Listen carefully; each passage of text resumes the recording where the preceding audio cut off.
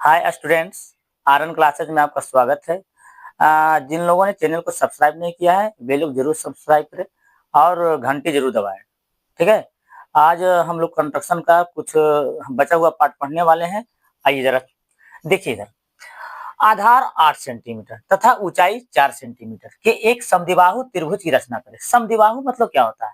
समद्विबाहु जिसकी दो भुजाएं समान हो, वैसे त्रिभुज जिसकी दो भुजाएं समान हो, इक्वल हो, उसकी रचना करना है। ठीक है। तो 8 सेंटीमीटर तथा ऊंचाई 4 सेंटीमीटर की एक समद्विबाहु त्रिभुज की रचना करें और फिर एक अन्य त्रिभुज की रचना करें जिसकी भुजाएं इस समद्विबाहु त्रिभुज की संगत भुजाओं का 1/1/2 गुनी है। इसमें कुछ नहीं है, यहाँ पर इसको तोड़ दीजिए, कितना होगा? 2 1 3, 3/2 गुनी। ये तो जान गए, ये सॉल्व हो गया। नीचे वाला हिस्सा तो हम लोग बनाते आ रहे हैं, 3/2 गुनी, 7/2 गुनी, है ना, 5/3 गुनी, ऐसा करते आ रहे हैं।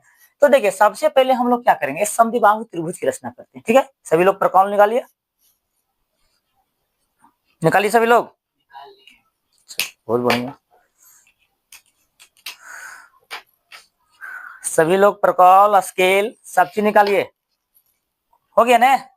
तो सबसे पहले क्या करेंगे, 8 सेंटीमीटर लेंगे। कितना ले? आधार कितना लेंगे? 8 सेंटीमीटर। सभी लोग लीजिए।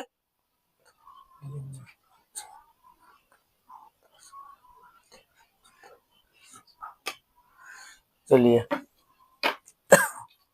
8 सेंटीमीटर। पेन किधर गया?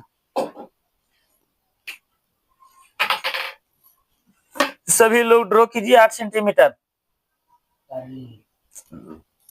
तुम लोग बहुत फरहरे है, क्या करोगे? क्लियर है? 8 सेंटीमीटर। इसका नाम दीजिए ए बी। किसी को प्रॉब्लम नहीं? बीसी लेते आ रहे हैं, बीसी ही लीजिए, बढ़िया रहेगा, है ना, हमेशा लेते आ रहे हैं तो बीसी, ये भी ले सकते हैं, कोई दिक्कत नहीं है, बीसी। ठीक है। अब आगे क्या करते हैं, क्या कह रहा है देखिए आगे। आगे कह रहा है आधार 8 सेंटीमीटर तथा ऊंचाई कितना? 4 सेंटीमीटर। समद्विबाहु त्रिभुज की रचना करें, मतलब दो भुजा समान करना है। दो भुजा क्या करना है? समान करना है। तो देखिए हम यहाँ क्या करें, ऊंचाई लंब, लंब खींचना है इस पर। क्या खींचना है? लंब। और हम जानते हैं कि जो लंब जो है, लंब, समद्विबाहु त्रिभुज का लंब जो होता है वो आधार को दो बराबर भागों में विभाजित करता है। ये हम लोग त्रिभुज के चैप्टर में पढ़े थे, 9th क्लास में पढ़े थे और 10th क्लास में भी। तो ध्यान देना जरा। तो पहले इसको क्या करना है, समद्विभाजित करना। समद्विभाजित करके क्या करना है? लंब खींचना है। क्लियर है? तो देखिए क्या हम बताए थे, आधा से अधिक चाप लेना है। कितना लेना है? आधा से अधिक चाप। लीजिए सभी लोग, आधा से अधिक चाप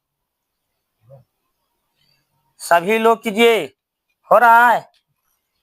नहीं बोलता है कोई। अरे तुम लोग बहुत तेज हो तुम लोग। चलिए हो गया है, चलिए बहुत बढ़िया। चलिए इधर भी हो गया, इधर भी हो गया ना? अब देखिए दोनों कट हो गया। अब इस बिंदु को इस बिंदु को क्या करना है, स्केल की सहायता से मिलाना है। मिलाइए। इतना फरहर, सभी लोग मिलाइए।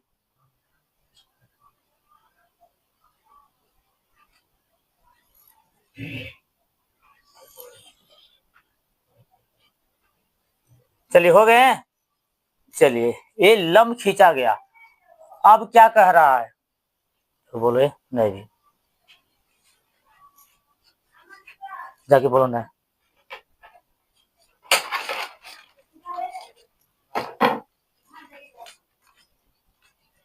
चलिए देखते हैं आगे। ऊंचाई कितना लेना है? 4 सेंटीमीटर।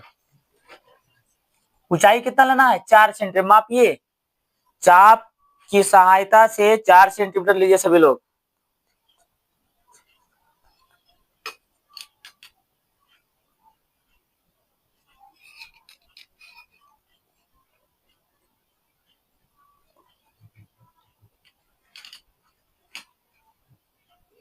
चलिए हो गया। इसको कट करना है। क्या करना है? कट। यहां से कट करना है 4 सेंटीमीटर। ऊंचाई कितना कर लिए हैं? 4 सेंटीमीटर। ठीक है। और इसको क्या करना है? मिलाइए, मिलाइए इसको, इस बिंदु से इस बिंदु से मिलाइए सभी लोग।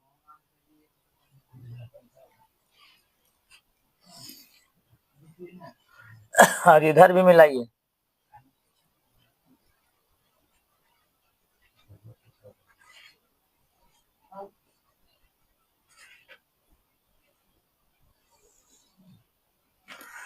चलिए सभी लोग मिला लिए। इसका नाम दीजिए, क्या दीजिएगा? ए। कोई प्रॉब्लम नहीं। ये समद्विबाहु त्रिभुज की रचना हो गया। ए 8 सेंटीमीटर और ये ऊंचाई कितना है? 4 सेंटीमीटर। क्लियर है? कोई प्रॉब्लम जी? नहीं, कोई दिक्कत नहीं यहाँ पर। आई जानते हैं समद्विबाहु त्रिभुज के दो कोण भी क्या होते हैं? बराबर होते हैं। सम्मुख कोण क्या होते हैं? जब ये दोनों भुजा बराबर है तो इसके सम्मुख कोण क्या होंगे? ए वाला कोण और ए कोण क्या होंगे? आपस में इक्वल होंगे। क्लियर है? आगे देखते हैं अब क्या करना है। अब यहाँ से क्या कर सकते हैं? वही प्रक्रिया दोहराना है। देखिए ये नीचे वाला नियम जो है, जिसकी भुजाएं समद्विबाहु त्रिभुज की संगत भुजाओं की 3/2 गुनी है। तो देखिए बी पर क्या करेंगे? एक न्यून कोण लेंगे। बी पर, बिंदु बी पर क्या करना है? एक न्यून कोण लेना है और उस रेखा को क्या करना है? 3 बराबर भागों में क्या करना है? बांटना है। क्लियर है? लीजिए सभी लोग एक न्यून कोण लीजिए। ले लिए? हाँ। देखिए गड़बड़ हो गया मेरा। चलिए मैंने न्यून कोण ले लिया और इसे कितने बराबर भागों में बांटना है? इसका नाम दीजिए bx। 2 बराबर भागों में नहीं, सबसे बड़ा अंक कितना नजर आ रहा है? 3 ने जी।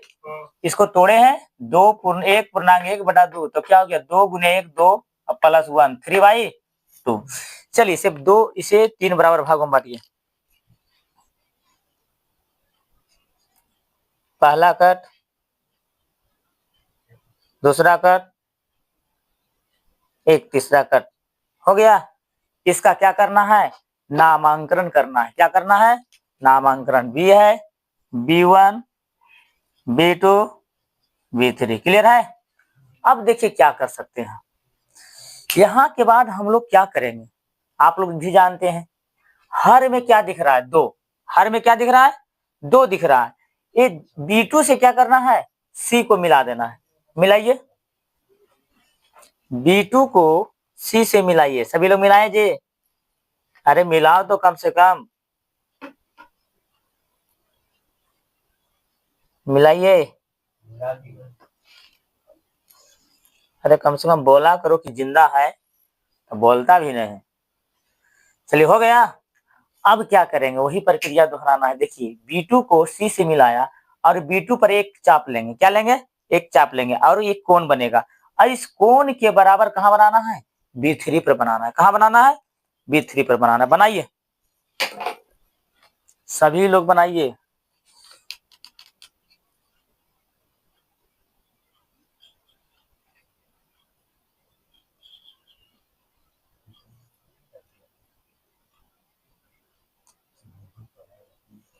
अरे रे हाँ गड़बड़ हो गया।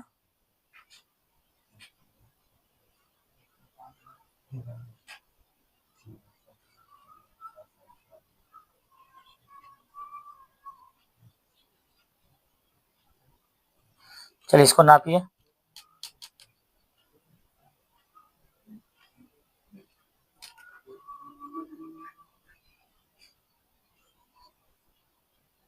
चलिए कट कीजिए। हाँ कट हो गया। अब क्या करना है? इससे मिलाना है। इससे मिलाना है। ठीक है। और बढ़ा लेना जरा सा, इसको उधर बाहर निकालना है।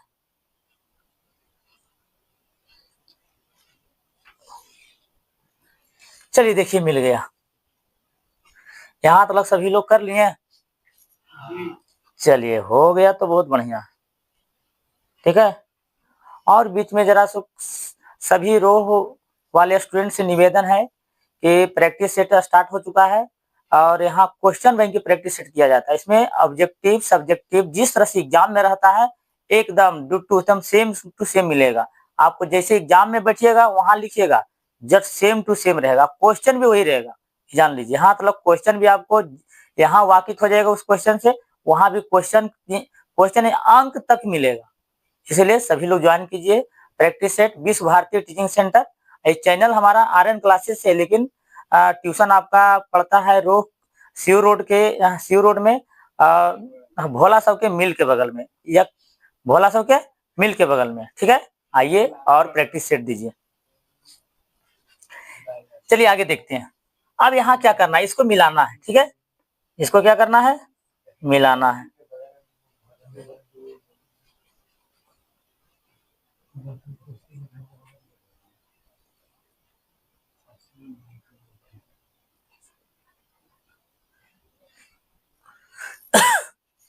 चलिए देखिए, यहाँ इसको मिला दिए, इसका नाम दे दीजिए सी डैश। क्या नाम देंगे, सी डैश। अब फिर वही प्रक्रिया दोहराना, जैसे यहाँ किए वैसे यहाँ ही करना है। सी पर एक कट लेना है और समान कोण सी डैश पर बनाना है। क्लियर है, चलिए बनाइए सभी लोग।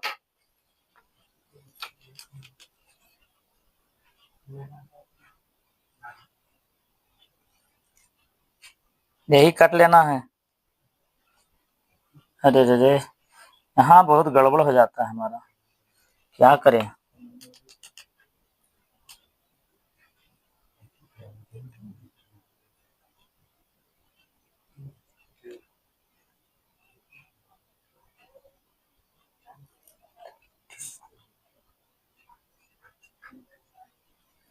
चलिए कट हुआ और इसको मिलाइए, सभी लोग मिलाइए।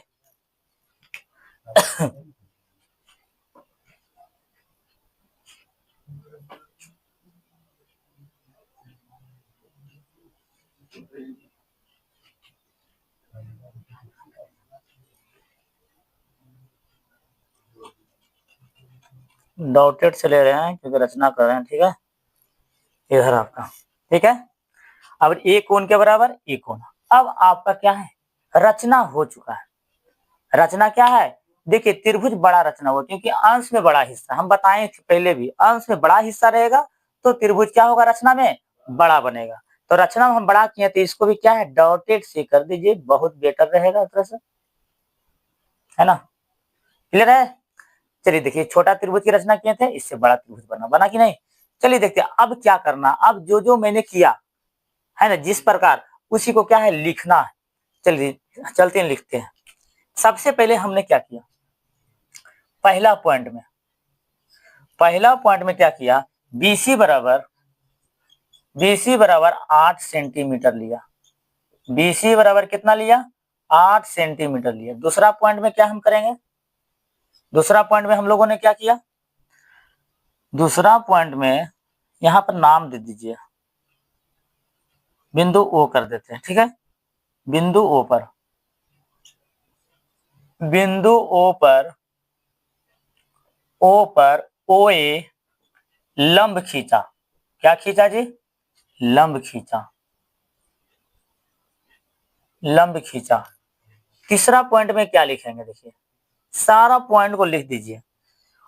AB और AC को मिलाया, AB तथा AC को मिलाया। और यहाँ क्या कर सकते हैं, देखिए AB बराबर क्या होगा, AB बराबर AC होगा ना, क्योंकि ये समद्विबाहु त्रिभुज है। ये क्या है, समद्विबाहु त्रिभुज। क्लियर है, आगे चलते हैं। और क्या, B पर न्यून कोण बनाया, बिंदु B पर क्या बनाया, न्यून कोण बनाया। क्लियर है, चौथा पॉइंट में लिखते हैं, बिंदु B पर न्यून कोण बनाया। और पांचवा पॉइंट में क्या लिखेंगे, BX को 3 बराबर भागों में, 3 बराबर नहीं, हाँ 3 बराबर भागों में बांटा। कितने बराबर भागों में बांटा, 3 बराबर भागों में बांटा। और क्या किए जी, इसके कोण के बराबर B3 पर बनाया, B2 के कोण के बराबर B3 पर बनाया। चलिए एंगल B2C। छठा पॉइंट में एंगल B2C के बराबर angle B3C dash, angle B3C dash रचना किए। रचना किए। क्लियर है? क्या किए? रचना किए। आगे देखते हैं, जब ये दोनों कोण बराबर हो गए हैं तो ये दोनों रेखाएं क्या हो गए? पैरेलल हो गए। क्या हो गए? तो लिख सकते हैं B2C पैरेलल हो जाएंगे B3C डैश। कैसे जी? संगत कोण के प्रतिलोम से। क्लियर है? संगत कोण के प्रतिलोम से। आगे चलते हैं, कैमा पॉइंट? छठा हो गया, सातवां पॉइंट लिखते हैं। सातवां पॉइंट यहाँ ही लिखते हैं, ठीक है। छठा सातवां पॉइंट। सातवां पॉइंट में क्या लिखा जाए? ये क्लियर हो गया। यहाँ भी देखिए वही कोण बराबर नहीं है, तो लिखेंगे एंगल ACB के बराबर, एंगल ACB के बराबर, एंगल ACB के बराबर, एंगल क्या लिए जी? इसका भी नाम दे दीजिए, नाम नहीं दे पाए, ए है तो A डैश दे दीजिए, A dash C dash B, A dash C dash B। किस प्रकार रचना किए? क्लियर है? अब देखिए, जब ये कोण बराबर हो गया तो ये दोनों रेखाएं क्या हो जाएंगे? पैरेलल हो जाएंगे। लिखेंगे AC पैरेलल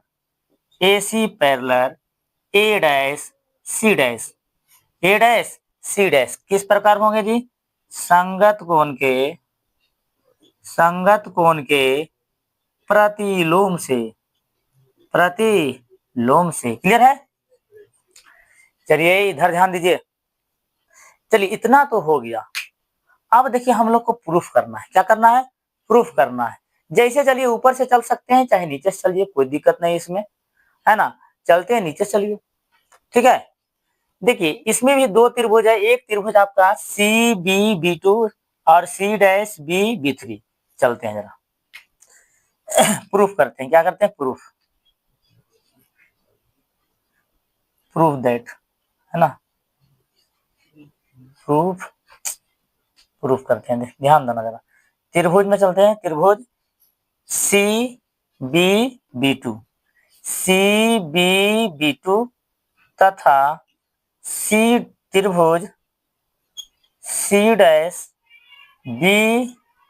B3 में। क्लियर है? आगे देखते हैं जरा क्या करेंगे। देखिए दोनों त्रिभुज को समरूप करना है। दोनों त्रिभुज को क्या करना है? समरूप करना है। तो समरूप करेंगे किस प्रकार? देखिए एंगल देखिए B बराबर B, दोनों त्रिभुज में समरूप है। दोनों त्रिभुज में क्या है? तो लिख सकते हैं एंगल CBB2, एंगल CBB2 के बराबर एंगल C डैश B3। कैसे होगा जी? उभयनिष्ठ कोण से। दोनों में जब होता है उभयनिष्ठ होता है, उभयनिष्ठ कोण से। आगे देखते हैं उभयनिष्ठ कोण से।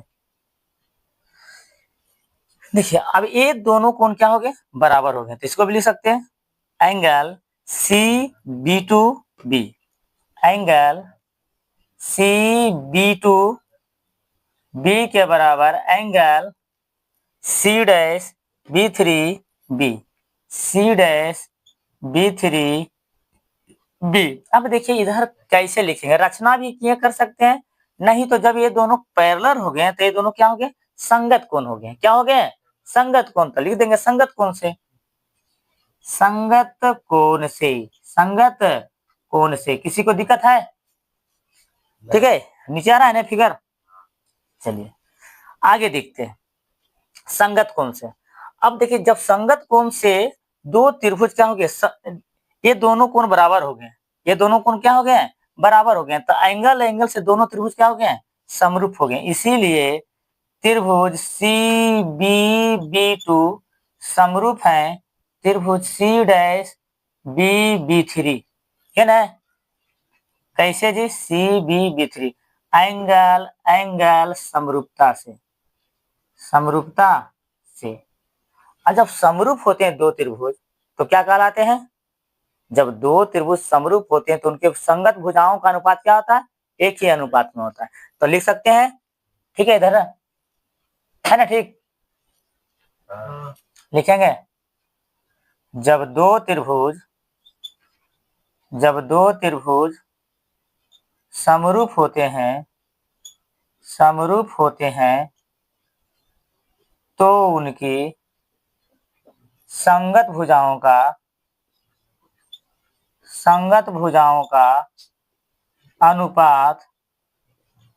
अनुपात एक ही अनुपात में होता है, एक ही अनुपात में होता है। क्लियर है?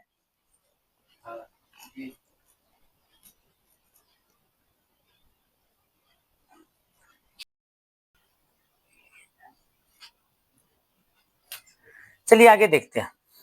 नीचे में क्या कहा गया देखिए, नीचे में त्रिभुज, ये दोनों त्रिभुज समरूप हो गए तो इसके संगत भुजाओं का अनुपात क्या होगा? एक ही अनुपात में होगा। तो लेते हैं जरा इसमें क्या लेंगे?